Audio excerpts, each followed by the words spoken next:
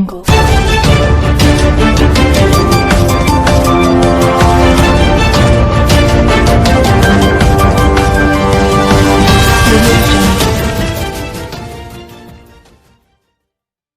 वालेकुम। Asia 41 news के साथ मैं हूं आपकी मेज़बान इरम दानिश।